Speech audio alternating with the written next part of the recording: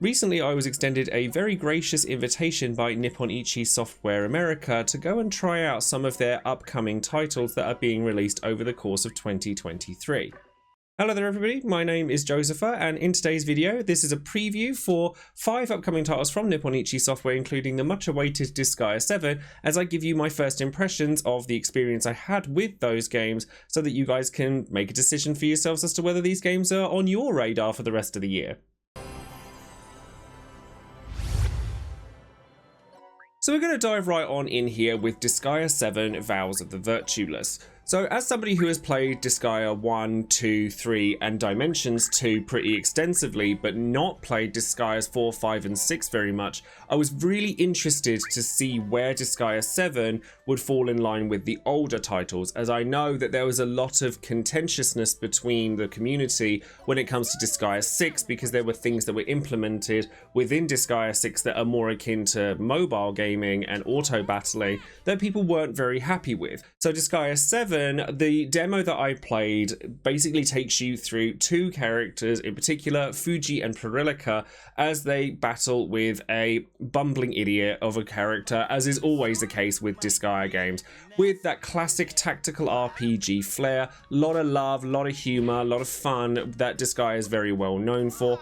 It's extremely anime, so if the crazy anime-ness isn't for you, then perhaps Disgaea in general isn't for you. But for those of you who, like me, enjoyed the originals, I can happily say I really loved my time with Disgaea 7. The visuals were pretty stunning, the music was great, the exploration of the hub area felt just like it did back in the old days. I always worry when it comes to Disgaea games a little bit that the parody of that Disgaea is meant to be of tactical RPGs and massive numbers and craziness was taken way too far, and that was what put me off for the later entries in the franchise. But from what I've played of Disgaea 7 at the very least, it seems to take that into account and return to its roots as being a parody of other games in the franchise rather than a parody of itself.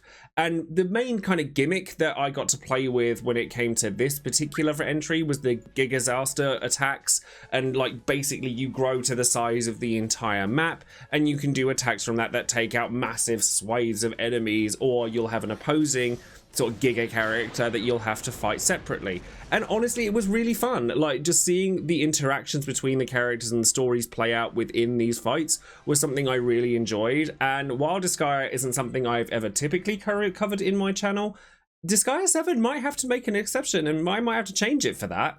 The next game that I got to play a good 20-30 minutes of was CryMachina, a spiritual successor to 2018's CryStar, an action RPG very similar in tone and nature to that of Nier Automata.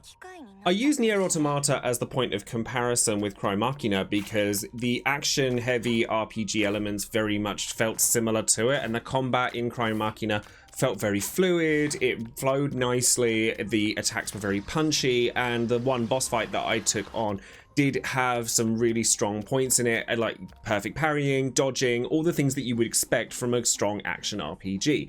The story is also that of android girls trying to survive in a post-apocalyptic world and to become a real human, so it's got that Pinocchio, Nier, like that kind of vibe, I want to be a real person. And I liked what I saw with CryMachina, but I didn't feel like I had enough time with it to formulate a proper opinion, as the environments were very sort of grey, distilled. I understand that that's meant to be in contrast with the heavy neon lights on display on the character models, but I think until I've seen more of the game, it would be difficult for me to say, oh, the environments look really sterile and a bit bland when I haven't seen the vast majority of them. What CryMachina did do for me, however, is make me want to go back and try CryStar out. So for those of you who have played CryStar already or are anticipating CryMachina, definitely let me know in the comments below what your opinions on CryStar are, as while CryMachina isn't a direct sequel to this game, it's definitely a spiritual successor, so I'd love to hear from you on your opinions on that game. So the third game that I got to try out here was Monochromobios Rights and Wrongs Forgotten, which is a very traditional turn-based JRPG. So for those of you who exclaim that the art of the JRPG is long forgotten, then perhaps Monochromobios may well be up your alley. It's a JRPG from Aqua Plus. So one of the things I really love about Nippon-Ichi Software is that they bring a lot of kind of sort of smaller development teams from Japan over to the West, and you know, Furyu for CryMachina, Aqua Plus for Monochromobios. There's a lot of just really lovely RPGs that get brought over thanks to them, so I actually need to extend them great thanks. Let's not even go into the Falcom games. That's going to get an entire video on its own. So Monochromobios is a 20-year celebration of the hit Utawarerumono franchise. I'll hopefully have pronounced that correctly, and is a RPG that is very, very heavily focused on its story. So in terms of the gameplay, as I say, it's a very traditional turn-based RPG, and you have 3 circles, concentric circles, that dictate turn order, and I played this for a good 45 minutes, maybe an hour, where, you know, I explored the first boss, I explored the opening areas, I explored the opening cutscenes where you play as the character Oshito, who comes across a young girl called Shunya, who claims to be your sister, and, you know, stuff happens from there. Obviously, I don't want to go too heavily into the story in just a preview video, but that's kind of the general gist of where they're going with it. And the fighting felt very sort of simple and easy to understand, but I could see there being more layers being added on as I played through the game. And with any JRPG, the more you play it, the more rewarding it gets. And I'll be very interested to see the richness of the story as it kind of progresses. Before we continue, don't forget to check out all of my social links down in the description box below, including Twitter, Twitch, Discord, and Patreon. I stream 4 days a week, streaming all kinds of different games: Final Fantasy, Street Fighter. I started playing with crowd control recently, and I absolutely love it. And if you'd like to see me streaming one of these games, perhaps when it releases, then definitely let me know in the comments below. I'm particularly keen on Disgaea VII, I have to say.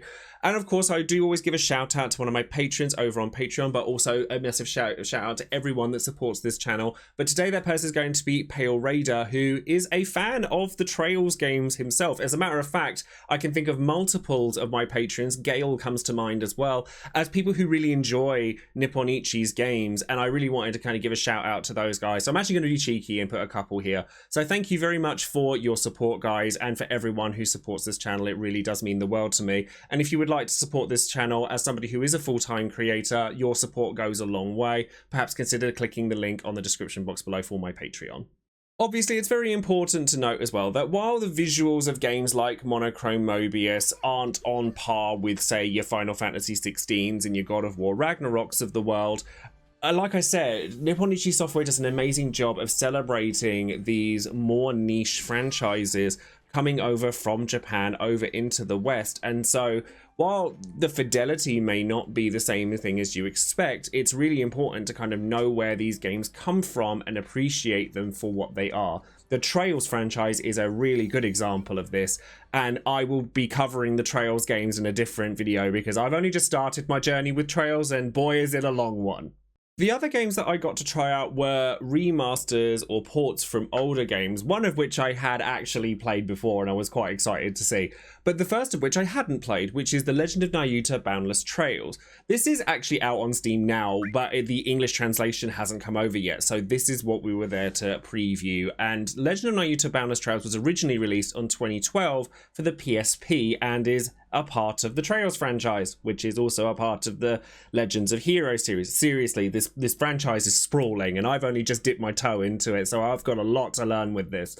But it plays similarly to the Ys games, if you've ever played some of those. So it's a very action RPG, almost Zelda-y type thing, but it has the JRPG elements obviously interwoven into it. And honestly, I really enjoyed the time I spent with Legend of Nayuta. I thought I was gonna hate it. I thought it was gonna be past its time for me, like where, you know, these old PSP games. But I think as I'm getting older, I definitely think I've gotten a massive appreciation for these older games with older art styles, that noughties, early 2010s kind of vibe for the PSP or PS Vita or the DS. I've grown a massive fondness for collecting DS games, more on this in a little while. And there's just a lot to like about this old school method of gaming. And no, it's not going to be something that blows people's minds for people expecting this blockbuster hit. But as somebody who appreciates kind of that retro feel, Legend of Nayuta was actually pleasantly surprising and is definitely probably the game I enjoyed most, definitely the game I enjoyed most out of the list outside of Disgaea 7. Disgaea 7 I kind of knew I was going to love when I went into it, whereas Nayuta genuinely surprised me, and given that it's an older title with very old school mechanics where you learn skills over the course of the game, I only got to play the one level and a boss fight at the end of it, but it just felt like a home to me, and that's a feeling that you don't get with a lot of games nowadays. Now, the last game that I played in this collection that Nipponichi presented to us was Rhapsody, the Marl Kingdom Chronicles. Now, I had actually played the first Rhapsody game on the DS years and years ago. Like I said, collecting DS games at the moment. And this collection is for Rhapsody 2 and 3, which I hadn't played before. And honestly, Rhapsody, if you haven't played it, it's a very traditional JRPG fare, but it's very, very musical and whimsical, and a lot of the elements of the game pertain to how you play music within the game's story. And the story, again, very whimsical and fun, and if you've played Disgaea, you can kind of see where Rhapsody: A Musical Adventure has its hooks in that art style, because you'll notice a lot of the same enemies that pop up, you'll notice a lot of the same kind of stylings on the moves, but obviously that much earlier. So in terms of the visual style, you're looking at kind of like that GBA Golden Sun kind of vibe, and I again live for this retro JRPG vibe. And you're in Rhapsody 2, the part I played, I was exploring just some story content as well as trying to find, various enemies, and there was a particular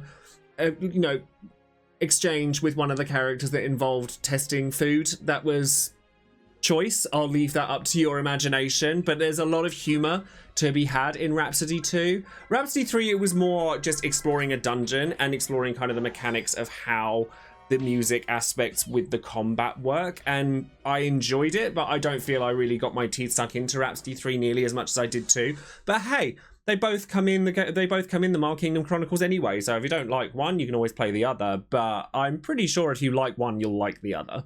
So that's everything I have when it comes to the previews on these games. I was very pleasantly surprised with some of the games that I played at this showcase, and a huge thank you goes out to Nipponichi Software for inviting me to events like this. Events like this mean I love them. I love them so much. I love going out, meeting the people behind these games, meeting other people who feel passionately about games in the same way that I do. It's absolutely imperative for me as a creator to attend events like this, and I love going. So thank you ever so much for inviting me. And if you want to know more about any of the games that I've showcased today, or the Trails series, which, like I said, I'm dipping my toe in the water with the Trails games, and I'm working on it. Perhaps that could be the next game I start streaming. Then let me know in the comments below what kinds of things you'd like to see from me with regards to that. Don't forget to like the video, click the bell for notifications of any future videos I might be making, and of course don't forget to subscribe to the channel. And on that note, I shall love you and leave you. Take care, everyone. Bye bye.